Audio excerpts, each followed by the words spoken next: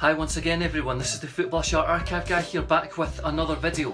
Now before I start, I've actually got a couple of apologies to make. First off, sorry about this hat, but it's currently -4 outside and this is the only room in the house that doesn't have any heating. And second apology is because it's been a long time since I've actually uploaded my last video. It's been almost a month, and this is because I've actually started a new job recently and it's taken a lot of my time up. So on the new job front, you know, it's going pretty well.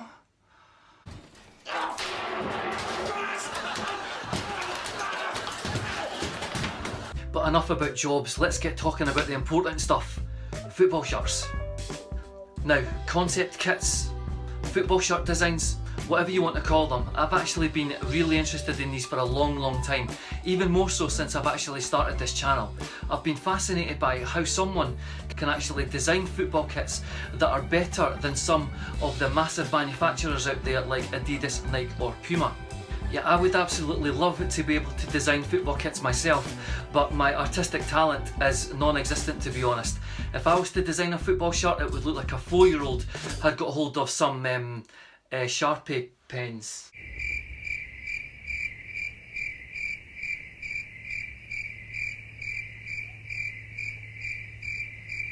So yeah, anyway, I'm going to be looking at some designs that I found on the internet which I have absolutely fell in love with. So without any further ado, let's get started. Okay, so first shirt is the Derby County 135th anniversary shirt designed by Oni. This incredible design is based on Derby County's original colours of brown, yellow and pale blue. As you can see, the shirt contains an Umbro double diamond watermark, most notable throughout the blue sections. The yellow central stripe is a great touch to separate the brown and the pale blue halves, with added touches of yellow on the shoulder detail and the main Umbro logo on the chest. Now, I would buy this shirt in an absolute heartbeat. I know that brown isn't to everyone's taste on a football kit, but I think this works fantastically here. It's a very similar colour combination to the Italian 2009 Confederations Cup kit, which I absolutely loved as well. And I really hope that Derby County can incorporate this in a future anniversary shirt because I think it's absolutely fantastic. Shirt number 2 is the Celtic concept shirt designed by Set Pace. The thing with Celtic shirts normally is, because the design is so restrictive, it can be very difficult to make a new version look unique. This designer has clearly thought outside of the box, as designing a Celtic shirt normally would consist of the famous green and white hoops and not much else. But here, the brave step of adding squared sections which splits 2 of the white hoops. The shirt also features alternating green and white sleeves and the gold hoop behind the Adidas logo. There are also gold Adidas stripes down the torso, as well as a gold minimalist crest and sponsor. Now this is another absolutely fantastic design, but rather than being for a Celtic home kit, I actually think this would be better as a training shirt.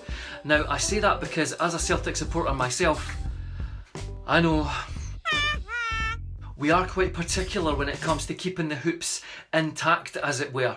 I do remember that in 2001 Umbro released a Celtic home shirt which had white panels down the sides of the torso, which in theory broke up the green hoops, and I do seem to remember there were quite a few Celtic fans out there who weren't too happy with that design. But as I say, this would make an absolutely fantastic training shirt in my opinion. And regarding the design itself, I actually had to look about 3 or 4 times to make sure this wasn't an actual physical shirt, because the quality of the design itself is absolutely stunning. Shirt number 3 is this Deportes Antofagasta away shirt designed by Ricky SD. This Chilean club have had quite a few away shirts which have used red and black halves before, but I actually think this beats them all. A Hummel design with the classic arrows across each shoulder and a fantastic wavy watermark across the whole shirt. The Escondido sponsor has been associated with Antofagasta since the early 90s and looks fantastic here. Now this is another great design and definitely another one that I would be looking to buy if this shirt ever came into existence. I love a half and half shirt, and when the half and half is red and black, I absolutely love that design.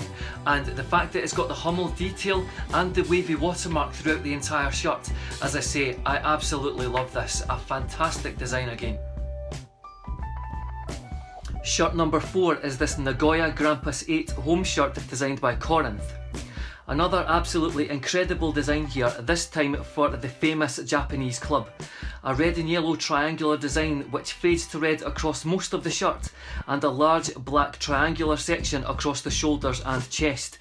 Two Japanese business juggernauts adorn this shirt, with Toyota as the main sponsor and Mizuno as the manufacturer. When I first saw this design, I was absolutely blown away by it. Not only does it look absolutely fantastic, but the actual detail in the images. I mean, you can actually see the stitching of the black section on the upper part of the shirt. I mean, that is absolutely fantastic. Again, I'm repeating myself, but I would definitely buy this shirt if it ever came into existence. And as I say, another wonderful design, although I am reminded that I actually don't have any Mizuno shirts, so I actually need to change that. And the final shirt of this episode is the USA Home Concept shirt designed by Kitcom. This shirt is for a nation who have always had the right elements to have an all-time classic kit. This fantastic design is predominantly white, with the world famous stars and stripes, but in a ragged, almost shredded presence across the shoulder and lower section. Also a great use of the retro Nike logo here. Now, it seems to me an absolute no-brainer that if you were a kit manufacturer tasked with making a new USA shirt, that you would incorporate the stars and stripes somewhere within it. But looking back at all the old USA shirts, they've never ever actually done that on one of their shirts. The closest we've ever got was the USA home and away shirts for the World Cup that they hosted in 1994. And this is a perfect example, in my opinion, of why the stars and stripes should be incorporated into all USA shirts. Another wonderful design. It just seems that that flag and on a football kit, they just seem to go hand in hand. Absolutely beautiful again, and yet again, I would buy this shirt if it ever came into existence. Okay, so that's the 5 shirts that I've picked out, and I would actually like to thank all the designers who made these shirts. And the designers, again, they are Oni, Setpace, Riki SD, Corinth and Kitcom. So thank you very much for allowing me to use your images in this video. Now, in closing, I would actually like to say to any kit manufacturers who are watching this video, it's never gonna happen.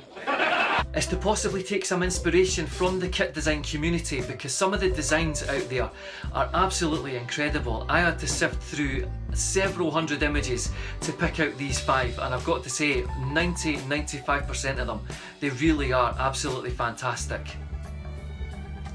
Okay, so that concludes another episode of my channel, The Football Shirt Archive Guy.